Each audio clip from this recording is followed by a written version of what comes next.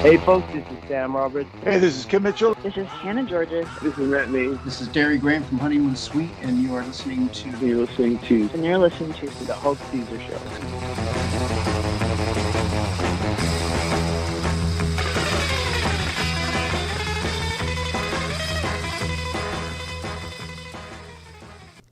Welcome to the Hulk Caesar Show. I am your host, Hulk Caesar, alongside my illustrious co-host, Newfoundland songbird Emily Malloy. Emily, it's nice to see you. Nice to see you.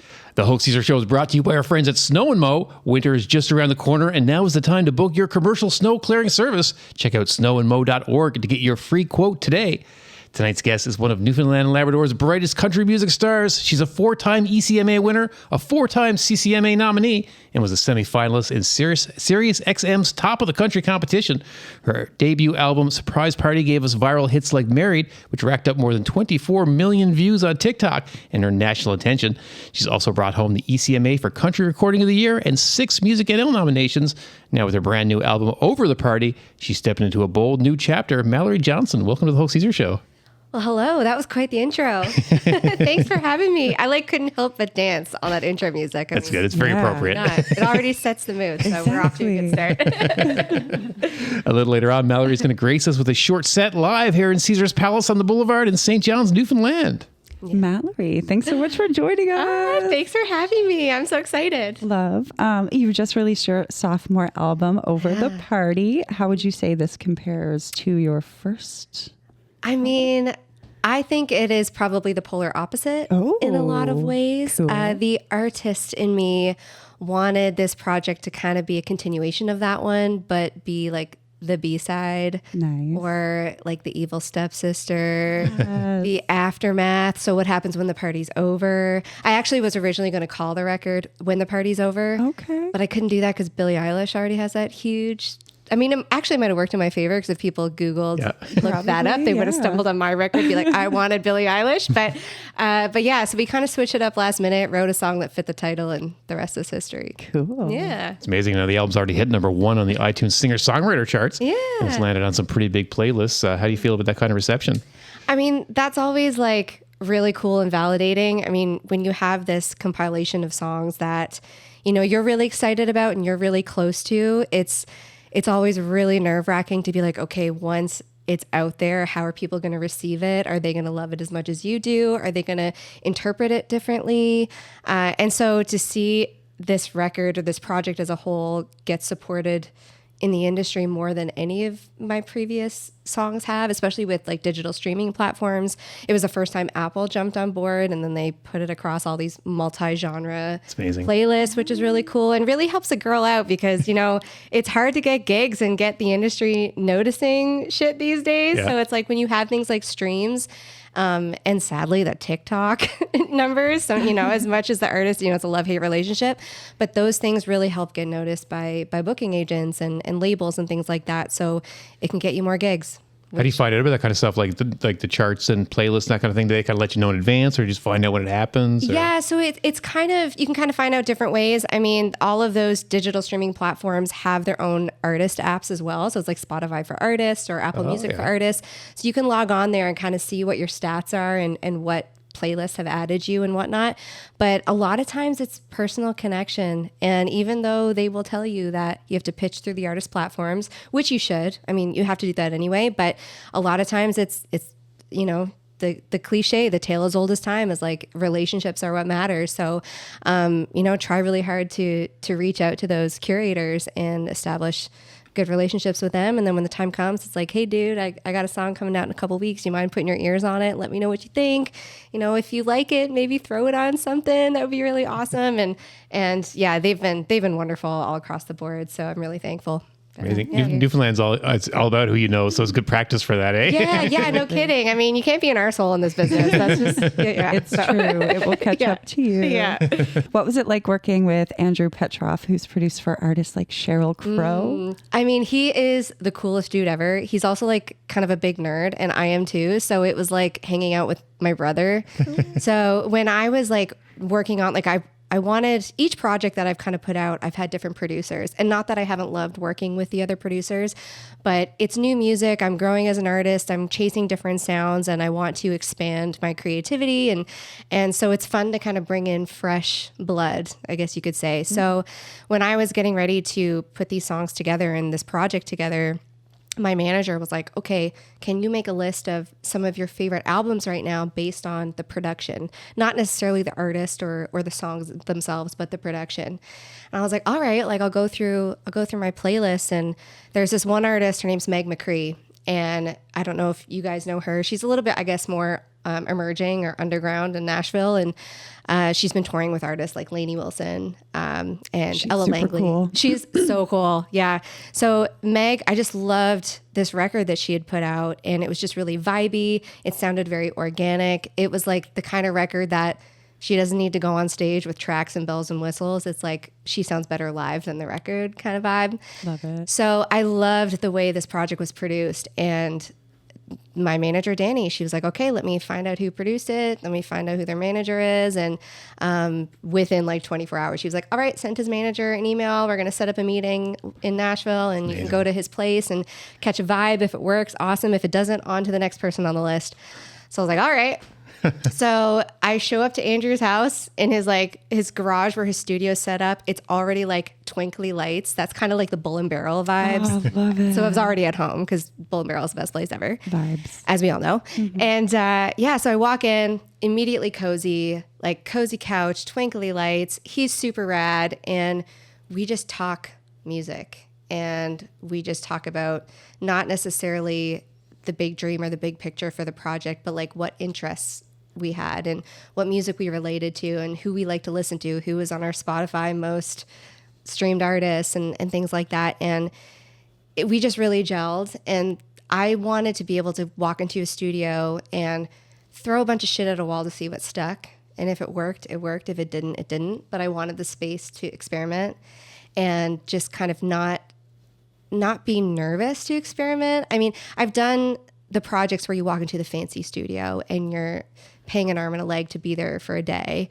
And then you have all the session players there at one time that you're recording the bass tracks and they're like, okay, 3 takes to do it right. And then they have to do 10 tracks in the session. It's like, oh my gosh, like I can't afford to get the studio for a second day. And like, we need to get it right. And if it's not right, it doesn't make the record. And so it's a high pressure situation. And even though that's wonderful in itself, like those experiences, I'm so happy I had, I was really craving that, like, that I want to sit in your living room and collaborate and like talk about the song and like experiment and make mistakes. And he was just exactly what I wanted for that. And then to like on our breaks for him to tell stories about Cheryl and like Stevie Nicks. And like, I'm just like, dude, like I could stay here forever. yeah. It's like, keep name dropping. I'm loving it. Yeah. No, he's been amazing. Yeah. Oh, great. How long do you guys work together on it?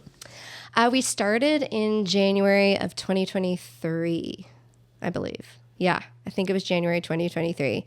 And I went in with 3 songs originally. I didn't want to commit to a whole record because, you know, it's, again, a new producer. We gelled, but like, I don't know what we're like in the studio together. You know, I just kind of want to dip the feet in and see what works. And then we came out with F That Suitcase and the Circus. Oh, wow. And so I was just like, want to do the album? Nice. Let's do it. So yeah, so it's been a dream. I'd want to work with him again. I know I said like new producer, new project, but like I feel like I found the perfect match. So I'm just, it's been exciting. Cool. Yeah. Amazing. It seems like country music's like always evolving. It always has like different stages. All throughout my life, it seems like it's been different every 4 or 5 years. Like, how do you feel? What do you feel like the state of it right now is? Honestly, like that's what I love and hate about it, because I used to be the diehard, like, oh, it doesn't, like, it's too far away from the classics. It's too far away from Dolly and Waylon and Merle and, that 90s country sound. And because I was so against the bro country for a while, like, I don't want to be pegged as a pop country artist. Like, don't put me near that.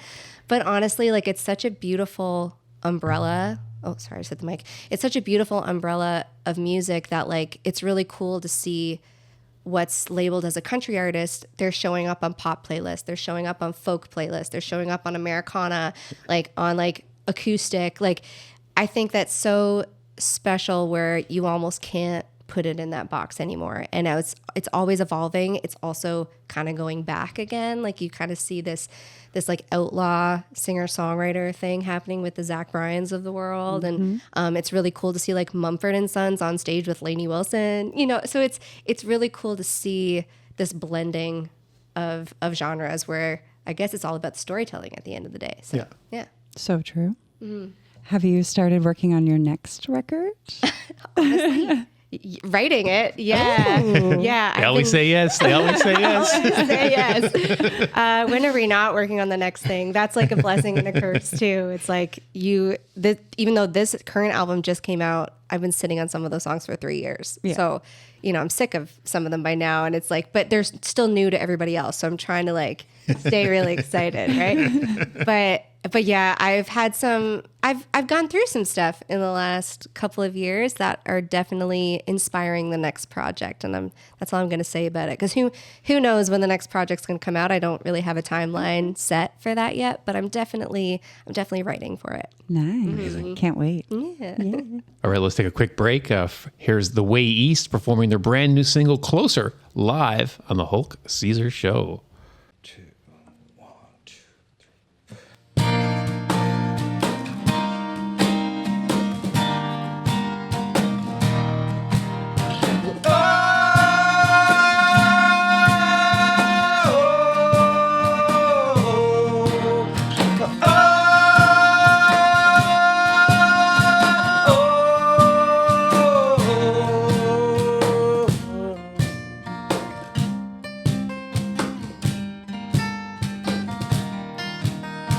I'm never scared of what I can't control.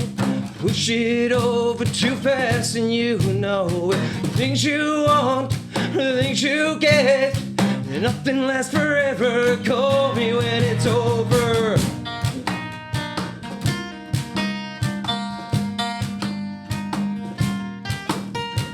Calling me closer with your beliefs. Nobody feels when nobody sees. Calling me closer with your beliefs. Nobody feels, nobody sees.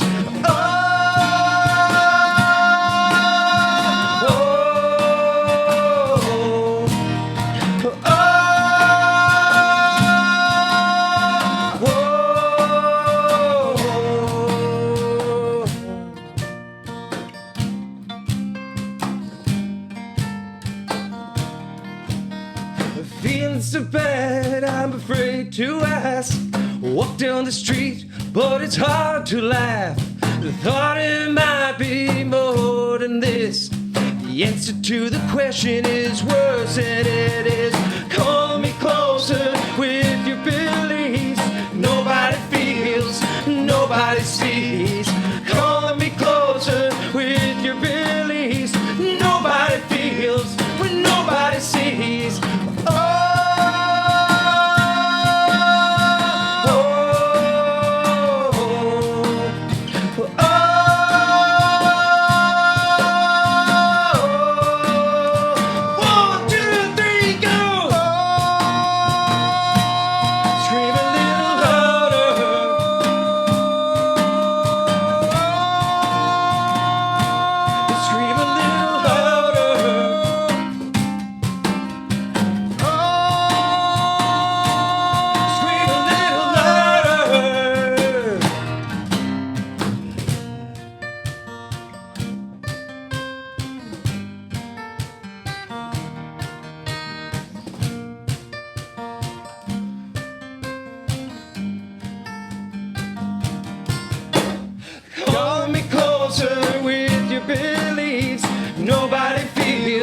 Nobody sees. Calling me closer with your beliefs. Nobody feels when nobody sees. Oh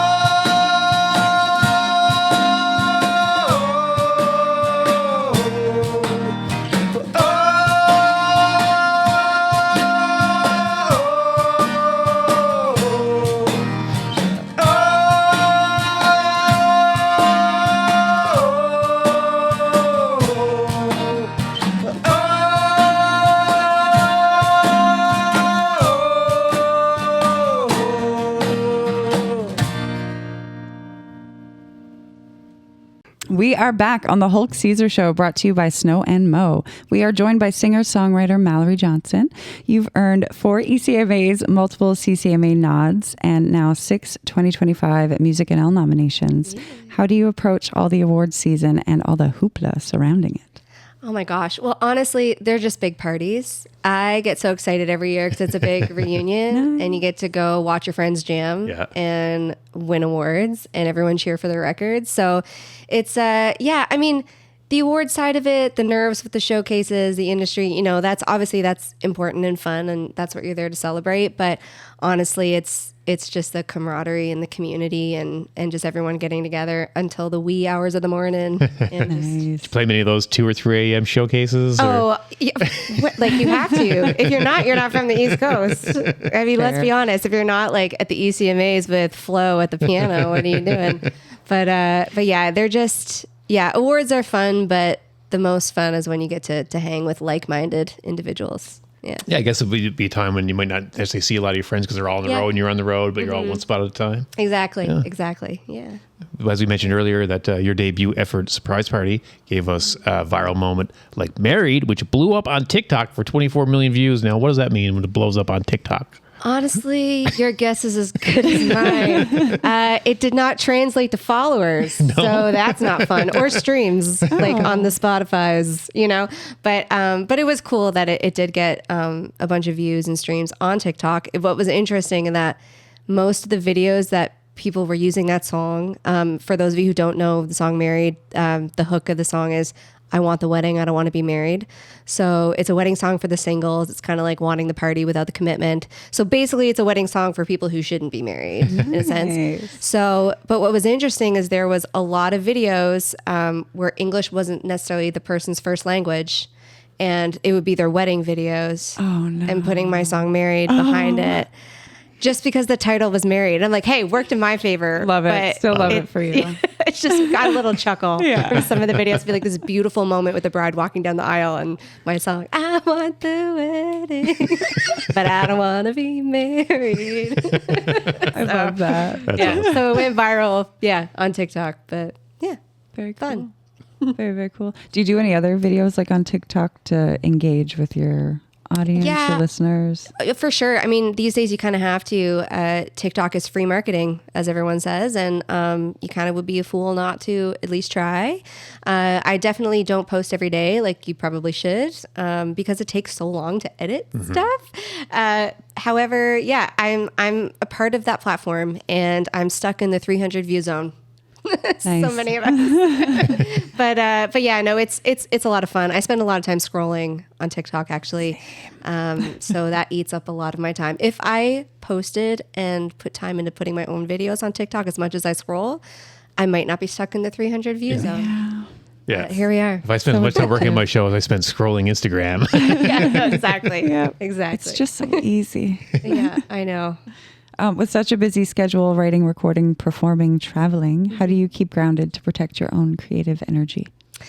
The right people. Yeah. I check in with my friends, my family. I'm home pretty often, and when I'm home, it's like all family time. I'm hanging out with my nephews, hanging out with my siblings and my parents and my close friends. And when I'm in Nashville, I have, a good crew of people there that kind of keep me grounded. And when stuff's not going my way, have someone to vent to.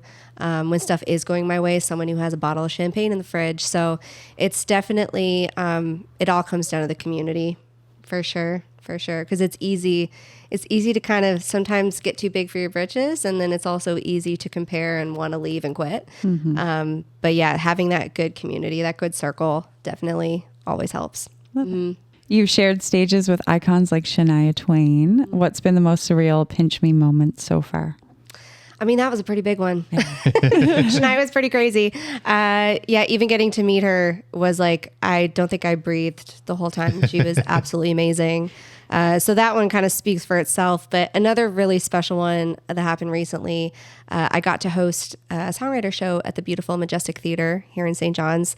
And I brought in some of my favorite artists, Quote the Raven, local, amazing duo I love very much, also from Conception Bay South. So good. Yeah, and Sherman Downey. Love Sherman. He's actually my cousin, which is awesome. I love to brag about that. And I got to bring in Joey Landreth.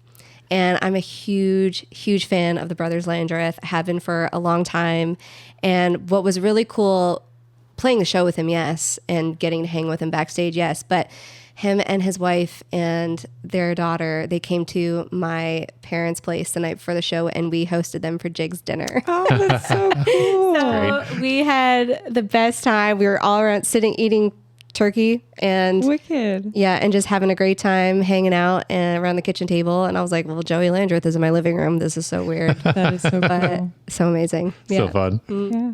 You got to headline your own show at the legendary Bluebird Cafe in Nashville. What was that like? Wild. Yeah, the Bluebird is quite the process to get in there. When it comes to Nashville and like iconic venues, you have the Grand Ole Opry, the Ryman Auditorium, and of course the Bluebird Cafe. And since the show Nashville, the Bluebird has blew up even more. So you can't, like, tickets go on sale for shows like a week before the show and they immediately sell out in like 30 seconds. Oh, wow. And it's become like this thing where people don't even care who they're going to see. It's like they just want to get into the Bluebird. So you're always guaranteed a sold out audience, which is really great. So that's cool. But it's been a process because to be able to do a round at the Bluebird, you have to audition. And then once you get through the audition, you have to play what's called Sunday Writers' Nights, which happen every Sunday. And you get on stage and sing 3 songs. And you have to do about 4 or 5 of those shows before you're eligible to do a round. Oh, wow. And they also separate those Sunday shows by months. So it takes you like at least 2 years to be able to host your own show Amazing. at the Bluebird. So it finally came around where I was like, okay, I've done the 5 Sunday Writers' Nights. I've done some other stuff for the Bluebird. Like, I'm shooting my shot. Like you guys gonna let me have my own iconic round? You said if I did the 4 shows. Yeah. And they're like, yeah, let's do it. So I then it was like, okay, who am I going to bring in to impress the Bluebirds that they'll have me back? So I had, of course, Gordy Sampson, who fellow East Coaster from Cape Breton, hit writer, wrote Jesus Take the Wheel, or Take to Jesus Wheel is what I like to call it. Just iconic and amazing. And then I have my friend Ryan Larkins, who he co-wrote one of the songs on my last project, Surprise Party, with me. And he was one of the first people I wrote with when I moved to Nashville. And he just had a #1 with Cody Johnson with The Painter. He wrote The Painter. So, so it was just a really special round, and my mom was there for it. And it was cool. My producer came and brought his daughter. So it was a special night. Love it.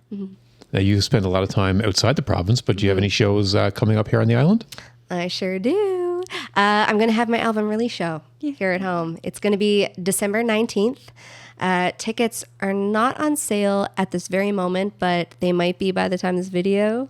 Probably this weekend. This week? Oh, it's this weekend? Well, it might be on sale by this weekend. If not, it's early next week. So very soon, tickets will be going on sale. And it's going to be, December 19th at the Majestic Theater. Full band. Going to have some surprise special guests. Really excited about Who's that. in the band? We have Chad Murphy, Nick Earl, Dan George, Claire Follett, and Evan Smith. Wow. Amazing. Yeah. I love every single one of them. They've been playing with me forever. So I'm just so stoked. So they're on the band. Got a few other shows happening over the holidays, but I don't know if I'm allowed to say them yet. So All right. we'll keep that under wraps. Excellent. All right. Well, now a word from our sponsor. How are we supposed to clear all that? We'll be here till spring. Relax! I call Snow and Mow. Wait, so we don't have to shovel? Not a chance. They've got it all. The trucks, the crew, the works. We'll just stay warm. Jeez, best call you ever made. Don't get snowed in this winter. Our hardworking crews have you covered no matter how much snow falls. Keep your business accessible with our reliable snow clearing services. Book now to secure your spot today. It's now time in the Hulk Caesar Show for a musical performance live in our Caesars Palace studios high above the banks of the mighty Kitty Vitty. Mallory Johnson, what do you have for us first? I'm going to kick things off with a song called Suitcase.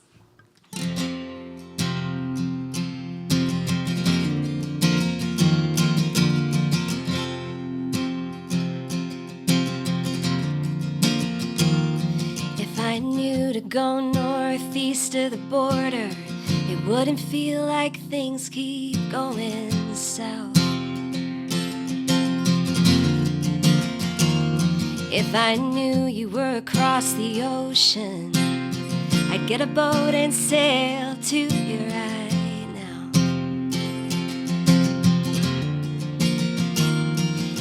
you could drop a pin and tell me your location, I wouldn't waste no time running all directions. Hey, love, if you could put yourself on a map, you'd be easier to track. Wouldn't be no shot in the dark, no broken hearts. I'd know where you are. Hey, love, wouldn't have my head in the clouds. If number 9 was on the ground, I could find you on a GPS. Wouldn't have to guess. Hey, love, if you had an address. If I knew you were at a cafe in Barcelona, I'd ditch this bar in Tennessee. If I knew you were driving west to California, I'd meet you on that beach. If you could send me a message in a bottle, I'd be foot on the floor and heavy on the throttle. Hey, love, you could put yourself on a map, you'd be easier to track. Wouldn't be no shot in the dark, no broken hearts. Yeah, I'd know where you are. Hey, love, wouldn't have my head in the clouds. If number 9 was on the ground, I could find you on a GPS. Wouldn't have to guess. Hey, love, you had an address. If you had an address,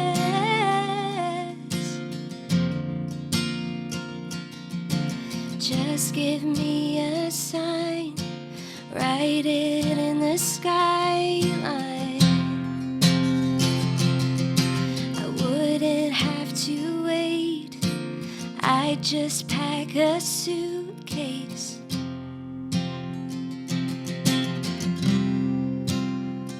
Hey, love, if you could put yourself on a map, you'd be easier to track. Wouldn't be no shot in the dark, no broken hearts. Hey, love, I wouldn't have my head in the clouds. If number 9 was on the ground, I could find you on a GPS. Wouldn't have to guess. Hey, love, if you had an address.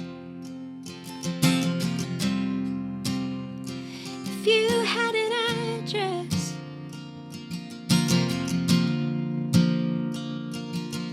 I wouldn't have to wait, I'd just pack a suitcase. So God. good. They're amazing. Your It's voice is like amazing. So amazing. So I good. got chills. I know. I think we just got to keep the party rolling. Yeah. This is wicked. Oh my God. All right, Mallory, that was so great. What do you have for us next? This is a song I wrote for my family. It's called Kids Table. And before I sing it, so this is on the record. All the songs I'm singing for you tonight are on the record. But this one was actually the work tape. What you hear on the record was my work tape I did through my phone. And we put through like a tape machine to make it stereo. And then my producer added some bird noises from his backyard. Wow. And so it's like live on the record, mistakes and all. So like, yeah. I love so that. Just me and my guitar in my living room. But anyway, that's how you're going to hear it now. So here we go. This is called Kids Table.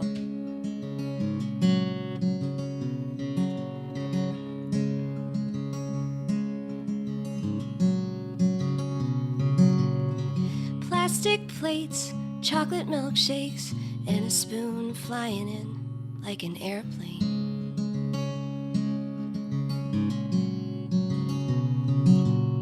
Spaghetti portraits, cookie fortress, and the family dog patiently waiting.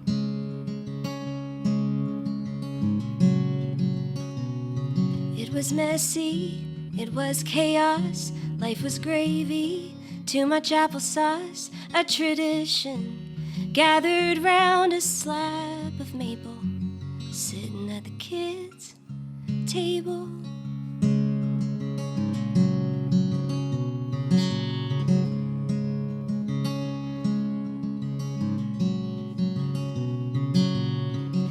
Coca-Cola, turkey coma, try to finish quick to play the Nintendo.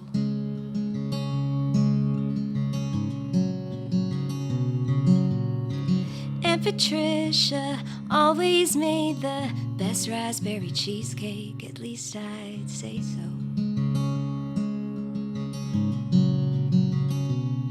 There was music, there was laughter, always ice cream coming after.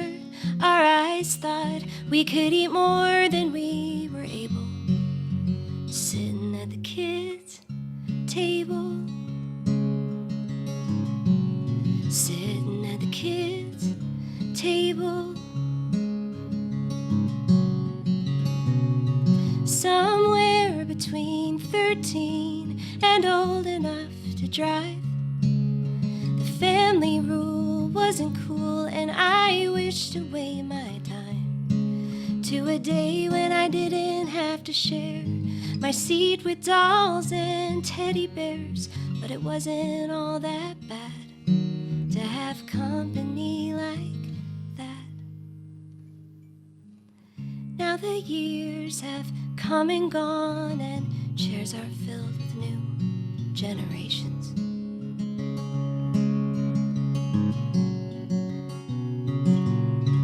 Graduated to Cabernet and crystal stemware and grown-up conversation.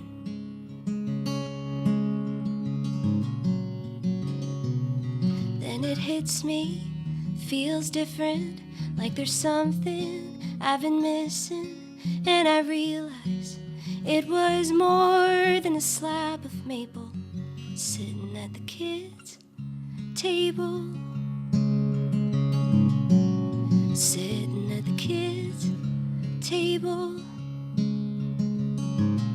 I miss sitting at the kids' table.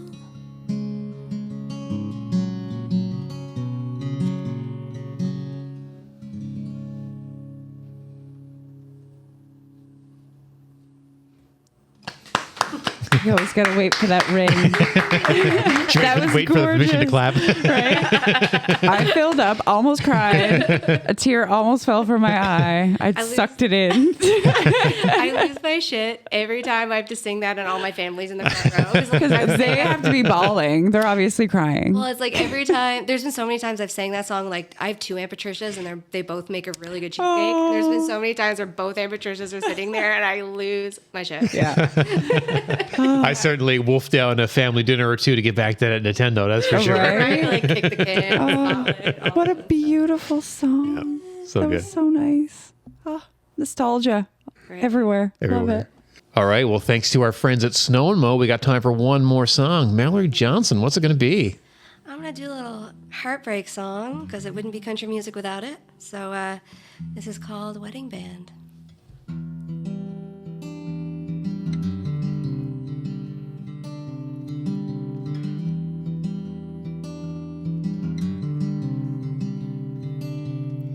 She's a picket fence and I'm a Friday night motel.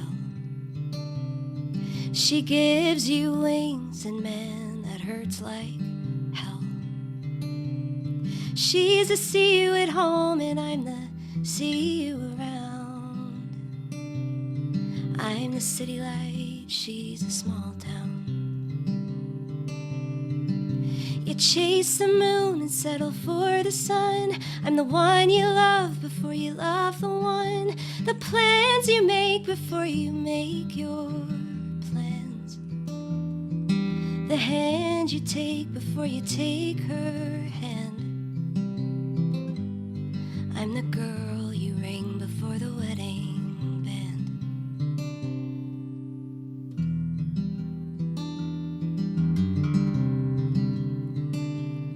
I'm one number off of her winning ticket. It's a loser's game no matter how you spin it. She's solid ground and I'm a rolling stone. She's a house on a hill, I'm a starter home. You chase the moon and settle for the sun. I'm the one you love before you love the one. The plans you make before you make your plans. The hand you take before you take her hand. I'm the girl you ring before the wedding band. The wedding band.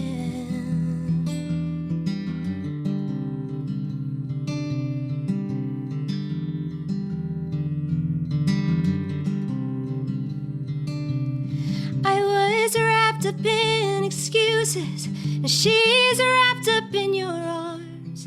Now you're wrapped around her finger. I guess I played my part. You chase the moon and settle for the sun. I'm the one you love before you love the one. The plans you make before you make your plans. The hand you take before you take her hand. I'm the girl you ring before the wedding band. The wedding band.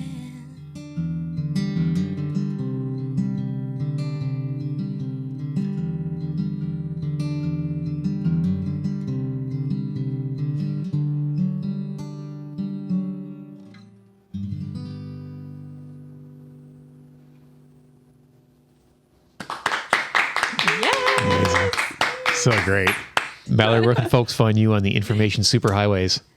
You can find me on all the social medias. Mal Johnson Music, Mallory Johnson Music on Facebook, or MalloryJohnsonMusic.com.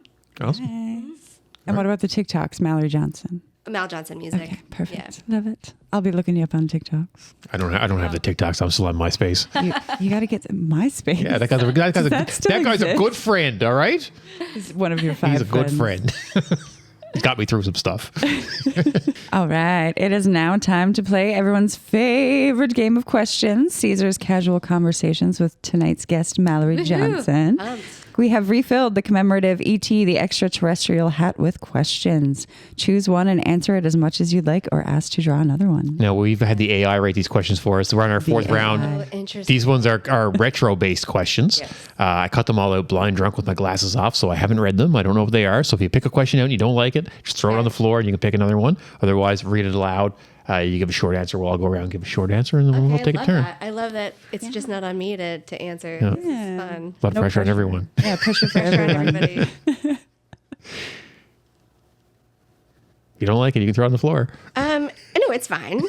I just feel like I don't have a funny answer, and I'm a bit of a laugh whore, so I like to have funny answers. And did you ever try to build something with junk or gadgets?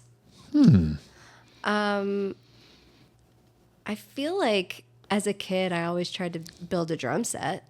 Oh, yeah? Oh, really? Like out of like milk cartons and stuff, or like boxes, Just like or... pans, Yeah, and boxes, pans, yeah. and random shit around the house. Yeah. I mean, that's not a really fun answer, but That's pretty cool. I wouldn't have, I'm very creative and I used to make things, but I never made a drum kits. That's very cool. or like a rocket ship. Yeah. Like get a boxes from Christmas. You didn't care about the toys or Yeah.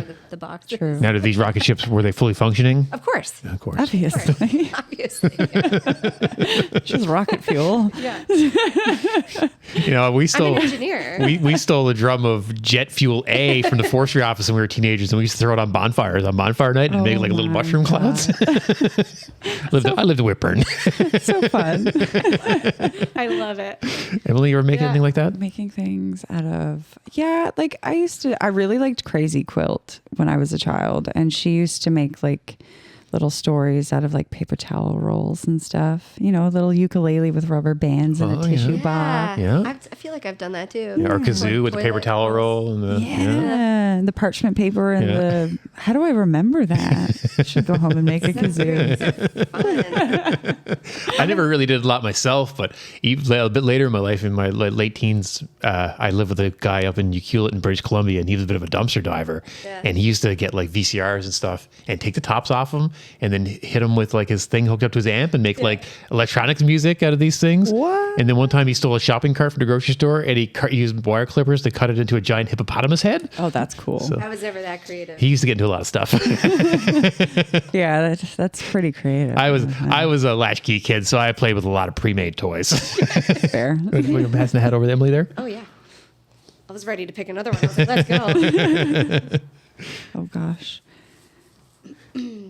I always get one that's like, what's something you've lost? she's My mind. had to talk about her had. grandfather's ring a couple times now. It's more depressing each time. I feel bad about it. It just keeps getting brought up. Did you have a dream outfit you never got to wear? I got one. I mean, I guess kind of. Like, would a wedding dress Oh, count? you stole my idea. Not that it's a dream outfit. I don't know. Maybe it was a dream outfit then. But yeah, no, other than that, I can't really. That's probably it. Are you the same? Yeah, the wedding dress. I mean, That's a good I'm one. trying to I would love to be able to pull off the J-Lo dress. Oh. You know? I saw one of the guys from South Park wore it at the Academy Awards one year. It's pretty funny. They're on acid and they both wore the dresses and one of them wore the Jennifer Lopez dress. That's amazing. I need to go search that. There's not much to it. It's a lot of cutouts. Yeah. I always wanted a zoot suit. I always thought like, remember the zoot suits? Zoot suit? Like, yeah. like the Zoot Suit Riot. You remember Zoot Suit Riot? It was popular. Yeah, Like, yeah. it wasn't some Yeah. swing music. When swing music got popular for 3 seconds. Oh, And everyone had the big zoot suits, with like the big shoulder pads. I know what you're talking I had hand-me-down clothes a lot for my sister. And my sister had one of those Michael Jackson red jackets with the zippers all over it. That's a good one. There's a picture of me in it when I'm like 4, maybe. And I got this like Michael Jackson jacket with all the zippers. Pretty cool. Pretty cool. Pretty cool. That is a pretty cool jacket, actually.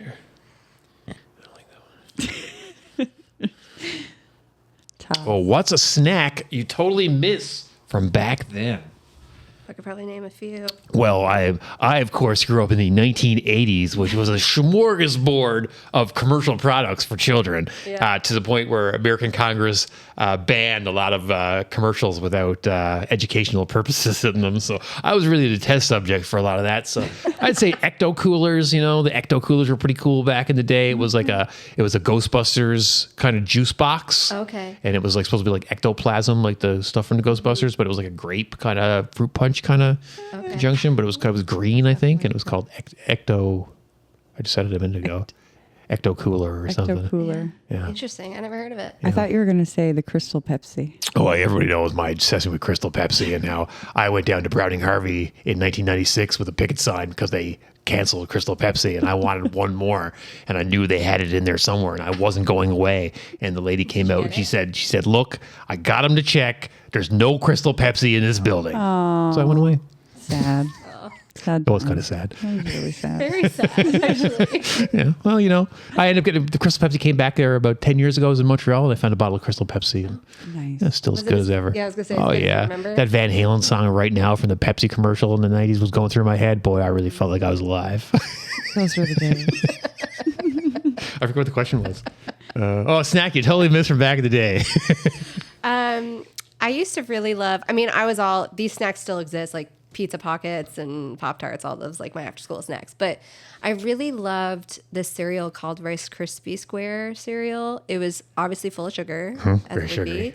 It was literally Rice Krispie Squares in a bowl. What? But there was one day I was chomping down this bowl of cereal on the back deck, and it was the season where the flying ants were out. No, that's my worst time of year. All of a sudden, I felt something hit my head, and it plopped into my cereal. And there's this big, huge ant that lost its wings floating around in my cereal, and that was the last day I ever had. That would do it. Tragic. Never again.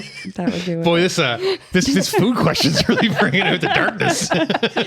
Flying ants, not a fan. I lived in a condemned house in Vancouver that we lived there for free. And Oh, good. I came home one day and there was flying ants everywhere, Oh, hundreds of them. So I went to the other condemned place next door where the guy who owned the place lived. And I said, yeah, it seems like there's a lot of flying ants in my place. He's like, oh, yeah, this time of year. And to the point where I was going around with a blanket or your t-shirt or something, killing them. And it was like we were sweeping them up and there was like piles of them. Gross. Yeah, it's pretty gross. I hate them. Flying Ant Day is the worst day. Emily, what's a snack you totally missed from back then? I don't know if this still exists, but I really liked Apple Jack cereal. Oh, yeah. I don't know if they still I bet it's really gross now if you try They it. might it'd probably be so gross. That's like all I can think of. I We don't used to know. mix apple juice with Jack Daniels and call it Apple Jacks. Oh, okay. Gross. Like, I thought we were just, my brain was like when we were all kids. Yeah. We were like, used to mix No, I Jack was Drink kidding, Jack Daniels. I had my then. first drink on my 18th birthday. Yeah, right. yeah, really. Yeah. Yeah. Late starter, but I caught up. Yeah. All right. Well, that's about all the time we have for tonight. Mallory Johnson, thank you so much for joining us. An thank amazing you. performance. Thank you for having me. It's been so much fun hanging out with you guys. We'll get you to sign the flyer after. We'll put on our autograph wall. And here's your guest gift. It's a copy of Volume 3 of our zine. It's scenes from my 1996 high school agenda. This one covers the day I skipped school and went to the Avalon Mall and told people I worked for the Telegram and took pictures of them working. So Stitches is in there and Sam the Record Man. Oh my gosh, I love this so much. And there's a little QR code in the middle there. If you scan it, it'll take you to an app online that plays songs that Emily performed on the show. Because Emily is a beautiful songbird. You should be singing on every episode. You're so sweet. Thank you. Should be. I agree. All right. Well, Thank you. we got some great guests coming up on the main show, plus a new episode of Caesar's Pixel Imperium and 2 new programs, Caesar's Tributes, where a musical act joins us to cover the music of an artist they admire, and Caesar's Cinematic Classics, a new movie-based game show. Now, if you'd like to be a contestant, you can reach out to me on Instagram. And if you've got something to say, Hulk@hulkshow.com. Thanks to Snow and Mo for sponsoring the show. For Mallory, Emily, and myself, I'm the Hulkster. Thanks for watching The Hulk Caesar Show.